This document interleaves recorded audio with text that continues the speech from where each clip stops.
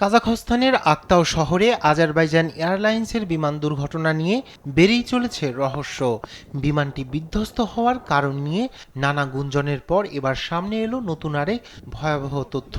বিমানটি বিধ্বস্তে রাশিয়ার হাত থাকতে পারে বলে অভিযোগ করেছে যুক্তরাষ্ট্র। বিধ্বস্ত হওয়া আজারবাইজান এয়ারলাইন্সের বিমানটিতে 40 জন নিহত হওয়ার পিছনে রাশিয়ার প্রাথমিক ইঙ্গিত খুঁজে পাওয়ার দাবি করেছে হোয়াইট হাউসের মুখপাত্র জন কির্বি। মার্কিন যুক্তরাষ্ট্র দুর্ঘটনার তদন্তে সহায়তার প্রস্তাব দিয়েছে বলেও জানান তিনি। 25 ডিসেম্বর আজারবাইজান এয়ারলাইন্স বিধ্বস্ত হওয়ার ঘটনার পিছনে রাশিয়ার প্রাথমিক ইঙ্গিত খুঁজে পেয়েছে মার্কিন যুক্তরাষ্ট্র।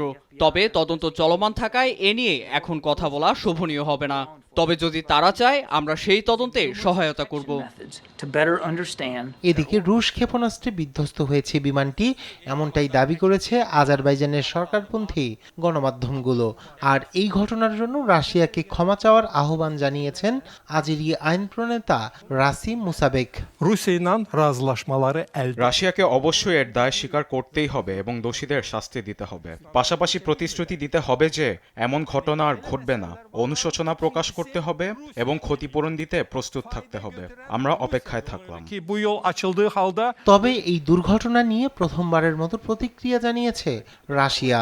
ক্রেমলিনের মুখপাত্র দিমিত্রি পেসকভ জানান, কারণ অনুসন্ধানের তদন্ত শেষ না হওয়া পর্যন্ত এ নিয়ে কোনো মন্তব্য করবে না তারা।